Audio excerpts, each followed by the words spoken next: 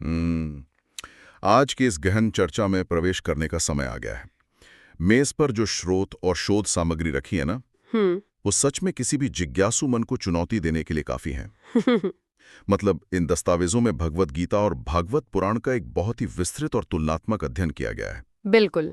और आज का हमारा मिशन इन प्राचीन ग्रंथों की केवल कथाओं को दोहराना नहीं है, बल्कि एक अत्यंत बुनियादी और जटिल सवाल का जवाब खोजना है। हाँ, कि कृष्ण वास्तव में क्या है। सही कहा।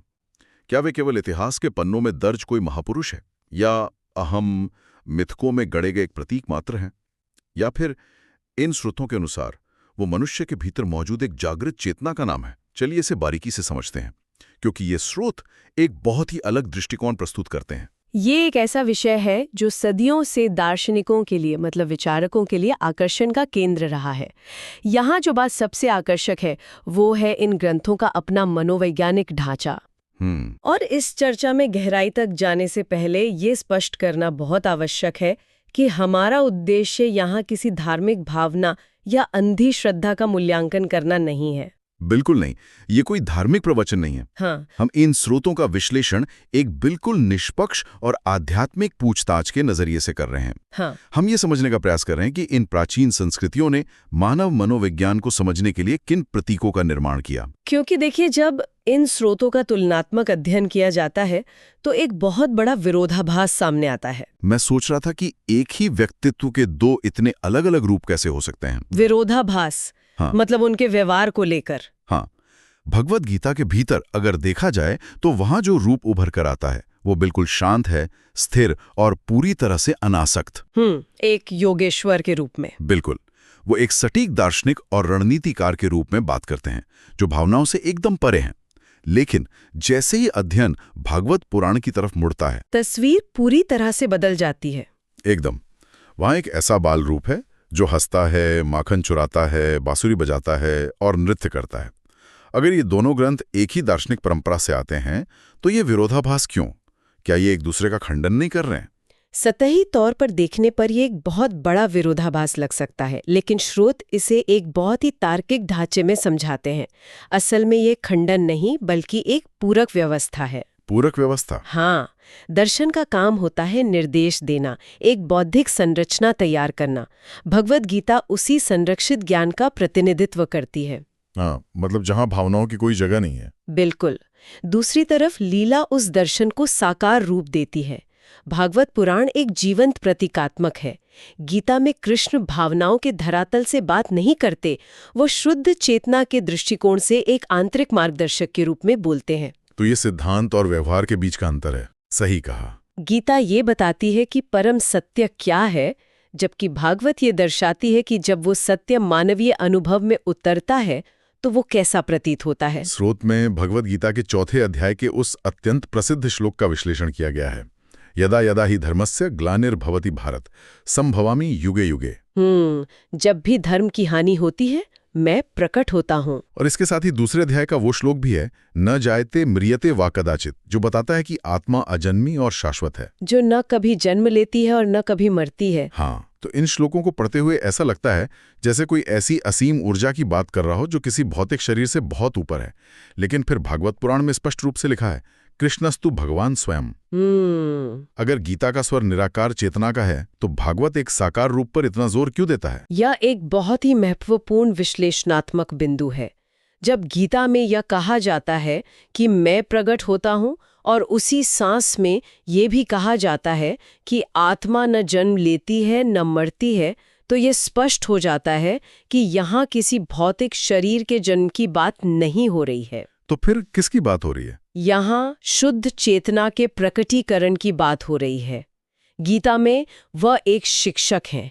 इसके विपरीत जब भागवत में कृष्णस्तु भगवान स्वयं कहा जाता है तो स्रोत इसकी व्याख्या एक पूर्ण अभिव्यक्ति के रूप में करता है। मतलब वो केवल एक शिक्षक नहीं है जो युद्ध के मैदान में बैठकर ज्ञान दे रहे हैं। नहीं, वह एक अनुभवजन्य दिव्यता है।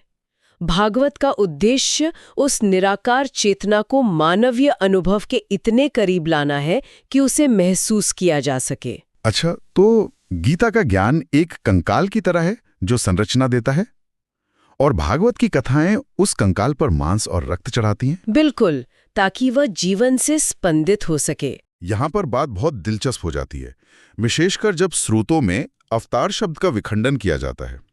अक्सर अवतार शब्द का शाब्दिक अर्थ नीचे आना माना जाता है। अवतरण। हाँ, अवतरण। और आम धारणा यही है कि कोई ईश्वरीय शक्ति आसमान से धरती पर जन्म लेती है। लेकिन स्रोत इस मान्यता को चुनौती देते हुए एक गहरा सवाल उठाता है कि ये अवतरण किस चीज का है? हाँ, क्या ये बाहरी दुनिया में होने वाली कोई ऐतिहासिक घटना है या फिर ये मानव मन के भीतर घटित होने वाली कोई आंतरिक घटना है? इस प्रश्न का उत्तर ही इस पूरी शोध सामग्री का हृदय है। स्रोतों में इस अवतरण की 3 मुख्य व्याख्याओं का विस्तार से वर्णन है। 3 व्याख्याएं? हाँ। पहली व्याख्या पूरी तरह से ऐतिहासिक है, जो मानती है कि अतीत में कोई भौतिक घटना घटी थी। दूसरी व्याख्या भक्ति या श्रद्धा पर आधारित है, जो हम मंदिरों में देखते हैं। सही कहा, जहां एक मूर्ति और पूजने वाले के बीच संबंध स्थापित होता है। लेकिन इन दोनों से परे तीसरी और सबसे महत्वपूर्ण व्याख्या, जिस पर इन स्रोतों का सबसे ज्यादा जोर है, वो है आध्यात्मिक मनोविज्ञान। आध्यात्मिक मनोविज्ञान, ये शब्द बहुत भारी लगता है। अगर हम इसे व्यापक दृष्टिकोण से जोड़ें, तो ये दृष्टिकोण इस पूरी गाथा को मानवीय सीमाओं के भीतर घटित होने वाली चेतना के अवतरण के रूप में देखता है। लेकिन अगर हम इस आध्यात्मिक मनोविज्ञान वाले दृष्टिकोण को मान लें, तो क्या ये केवल किताबी बातें नहीं बनकर रह जाएंगी? ये किसी आम जीवन में वास्तविकता में कैसे घटित होता है? ये किताबी नहीं है, बल्कि ये एक निरंतर चलने वाली प्रक्रिया है। स्रोत इसे बहुत ही सुंदर तरीके से स्पष्ट करते हैं। इसे ऐसे देखा जा सकता है कि जब किसी मानव मन पर अहंकार और अभिमान पूरी तरह से हावी हो जाता है, जब उसे लगता है कि वो ही सब कुछ नियंत्रित कर रहा है, और फिर अचानक किसी क्षण उसके भीतर एक गहरी स्पष्टता जन्म लेती है जो उस अहंकार को तोड़ती है। वह स्पष्टता ही कृष्ण का अवतरण है। अरे वाह! तो जब कोई गहरे भय में होता है और उसके भीतर से जो अप्रत्याशित साहस प्रकट होता है, वो साहस ही वो आंतरिक अवतार है। ये बहुत ही सटीक उदाहरण है। और इसी तरह जब मन भ्रम में घिर जाता है, तब जो विवेक जन्म लेता है, वही चेतना का अवतरण है। बिल्कुल, ये बाहर से आने वाली कोई मदद नहीं है।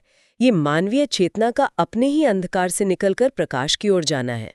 ये दृष्टिकोण तो कहानी को एक नए ढांचे में डाल देता है। और इसी आंतरिक युद्ध को स्पष्ट करने के लिए स्रोत जिस रूपक का वर्णन करता है, वो कुरुक्षेत्र और रथ का रूपक है। हाँ, कुरुक्षेत्र का रूपक। स्रोतों के अनुसार ये रथ और युद्ध का मैदान केवल कोई प्राचीन छवि नहीं है, बल्कि ये मानव मन की कार्य प्रणाली का एक पूरा नक्शा है। अर्जुन कोई योद्धा नहीं, बल्कि एक भ्रमित मानव मन है। और कुरुक्षेत्र कोई बाहरी मैदान नहीं, बल्कि हमारे ही दिमाग के भीतर चल रहा मनोवैज्ञानिक युद्ध है। रथ का ये पूरा रूपक मानव शरीर, सेंसरी इनपुट और चेतना के बीच के संघर्ष का एक आरेख है। तो अगर इस रूपक को तोड़ा जाए, रथ स्वयं भौतिक शरीर है। हाँ, और रथ को आगे खींचने वाले जो घोड़े हैं, वे मानवीय इंद्रियां हैं। आंखें, कान, जो लगातार बाहरी दुनिया के आकर्षणों की तरफ भागने के लिए आतुर रहती हैं। और इन घोड़ों की लगाम मन है। सही। लेकिन सबसे महत्वपूर्ण प्रश्न यह है कि उस लगाम को पकड़े कौन बैठा है? लगाम पकड़ने वाला सारथी, यहाँ वो मार्गदर्शक बुद्धि, वो जागृत जागरूकता है जिसे कृष्ण का प्रतीक माना गया है। लेकिन अगर ये केवल बुद्धि और मन का खेल है, तो ये इतना जटिल क्यों हो जाता है? स्रोत कहता है कि अगर लगाम सिर्फ मन के पास छोड़ दी जाए, तो वे इंद्रियां रूपी घोड़े शरीर को खाई में गिरा सकते हैं। क्योंकि मन स्वभाव से ही चंचल और भ्रमित होने वाला है। जब अर्जुन रूपी मन युद्ध में अपने रिश्तेदारों को देखता है, जो असल में उसकी अपनी ही पुरानी आदतें और कंडीशनिंग है, तो वो घबरा जाता है। वो उन पुरानी आदतों से लड़ना नहीं चाहता। इसीलिए एक उच्च चेतना की आवश्यकता होती है। और स्रोतों में रेखांकित किया गया है कि इस पूरे मनोवैज्ञानिक युद्ध में चेतना कभी खुद हथियार नहीं उठाती, वो लड़ती नहीं है। ये एक बड़ा विरोधाभास लगता है। अगर चेतना सर्वोच्च शक्ति है, तो वो युद्ध क्यों नहीं करती? वो सीधे तौर पर सारी समस्याओं को खत्म क्यों नहीं कर देती? क्योंकि चेतना या जागरूकता का स्वभाव लड़ना नहीं है। अंधेरे से लड़ने के लिए तलवार की आवश्यकता नहीं होती, केवल ज्ञान का एक प्रकाश चलाना होता है। प्रकाश कभी अंधेरे से युद्ध नहीं करता, उसके होने मात्र से अंधेरा विलीन हो जाता है। बिल्कुल। गीता में श्लोक है, उद्धरेदात्मनात्मनम जिसका अर्थ है कि मनुष्य को अपना उद्धार स्वयं करना चाहिए।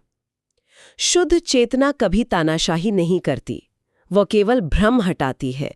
चुनाव हमेशा व्यक्ति का अपना होता है। तो इस सब का क्या मतलब है?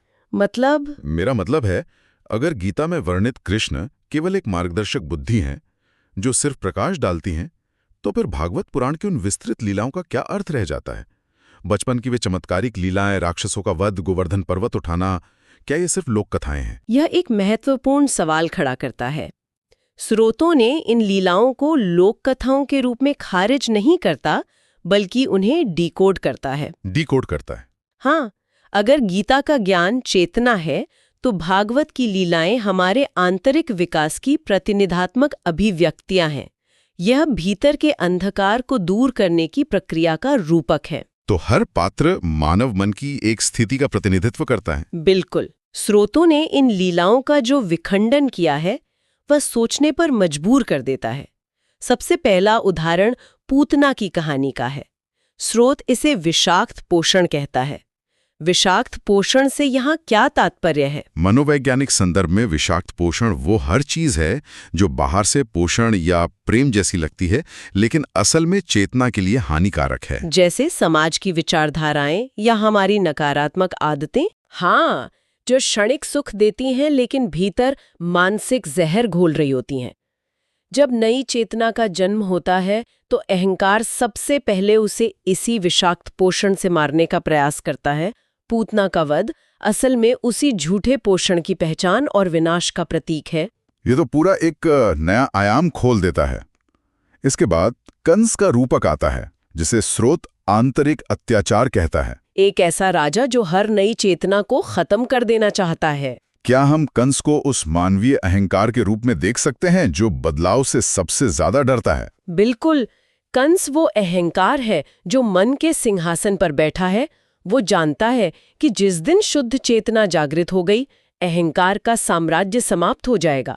इसीलिए कंस का वध अपने ही भीतर बैठे उस अत्याचारी अहंकार पर विजय प्राप्त करना है। और फिर गोवर्धन लीला, स्रोत इसे धर्म की शरण बताता है। जब जीवन में विपत्तियों का तूफान आता है, तब क्या होता है? गोवर्धन लीला सिखाती है कि जब बाहरी दुनिया का दबाव असहनीय हो जाता है, तब केवल धर्म यानी सत्य और आंतरिक जागरूकता ही वो पर्वत बन सकता है जिसके नीचे मन को सुरक्षा मिल सकती है। बाहरी तूफानों को रोका नहीं जा सकता, अपनी चेतना को मजबूत किया जा सकता है। इन सभी में रासलीला का जो विश्लेषण है वो सबसे ज्यादा गलत समझा गया है। हाँ, बाहरी दुनिया में इसे अक्सर एक सांसारिक नृत्य माना जाता है, लेकिन स्रोत इसे ब्रह्मांडीय सद्भाव, कॉस्मिक हार्मोनी का सर्वोच्च प्रतीक बताता है। यह कैसे काम करता है? रासलीला अद्वैत दर्शन का काव्यात्मक रूप है। जब व्यक्ति अपने अहंकार यानी कंस और नकारात्मक प्रवृत्तियों से मुक्त हो जाता है, तब उसके भीतर कोई द्वंद्व नहीं बचता। व्यक्तिगत चेतना सार्वभौमिक चेतना के साथ एक पूर्ण लय में आ जाती है। यह कोई भौतिक घटना नहीं है। नहीं, यह वो मानसिक अवस्था है जहां व्यक्ति और ब्रह्मांड का भेद मिट जाता है। केवल एक पूर्ण सद्भाव अशेष रह जाता है। ये योग में हर उस व्यक्ति के लिए मायने रखता है जो मानसिक उलझनों से जूझ रहा है। बिल्कुल सत्य है। क्योंकि अगर इन प्रतीकों को केवल इतिहास मान लिया जाए तो सिर्फ अतीत की प्रशंसा की जा सकती है, पौराणिक कथा मान लिया जाए तो सिर्फ बहस की जा सकती है। लेकिन चेतना एकमात्र ऐसी चीज है जिसे इसी पल अपने भीतर जिया जा सकता है। यह ज्ञान हर व्यक्ति को सामर्थ्य देता है कि वो अपने कुरुक्षेत्र में उस मार्गदर्शक बुद्धि को आमंत्रित कर सके। इन स्रोतों के विश्लेषण को समेटते हुए एक बहुत ही गहरा विचार सामने आता है, जिस पर सभी को मनन करना चाहिए। अगर उस रथ के रूपक को फिर से याद करें, जहां शुद्ध चेतना कभी लड़ती नहीं है, केवल मार्गदर्शन करती है, प्रकाश डालती है, तो क्या यह संभव है कि रोजमर्रा के जीवन में जो निरंतर संघर्ष चलते रहते हैं, हमेशा हारने का डर, हर परिस्थिति पर नियंत्रण पाने की जिद, क्या ये सारा तनाव महज अहंकार की उपज है? क्योंकि अहंकार लड़ चाहता है। बिल्कुल। वो साबित करना चाहता है कि वो रथ चला रहा है।